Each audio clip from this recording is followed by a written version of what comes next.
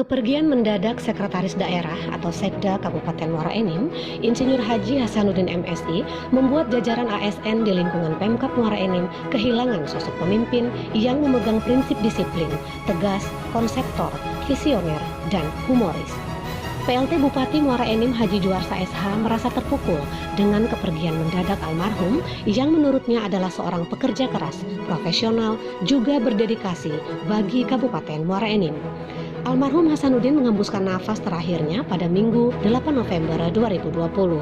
Menurut Juarsa, almarhum adalah seorang pemimpin dan pekerja yang walaupun dalam kondisi pemulihan kesehatan pasca sakit, namun lebih memilih untuk tetap bekerja.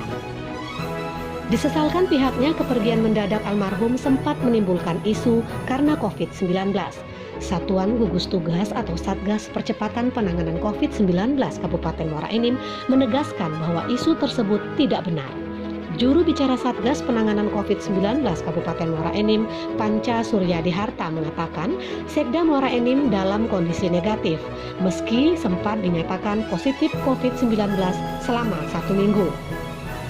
Panca menegaskan almarhum telah dinyatakan bebas dari COVID-19 sehingga bisa mengikuti kegiatan dan tugas-tugas pemerintahan. Almarhum dinyatakan sehat berdasarkan hasil swab PCR dari Balai Besar Laboratorium Kota Palembang tanggal 24 Oktober 2020.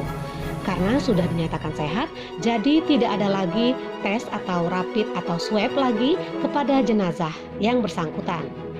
Jenazah almarhum dimakamkan di Pemakaman Umum Pelitasari, Kecamatan Muara Enim pada Senin 9 November 2020. Sebelum dimakamkan, digelar upacara penghormatan jenazah Sekda Muara Enim di halaman kantor Pemkab Muara Enim dengan dipimpin langsung oleh PLT Bupati Muara Enim Haji Juarsa SH.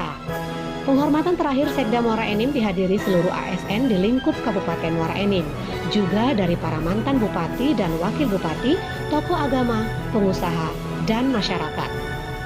Laporan Fahrozi, wartawan Palpos Channel dari Kabupaten Muara Enim, Provinsi Sumatera Selatan, untuk Anda.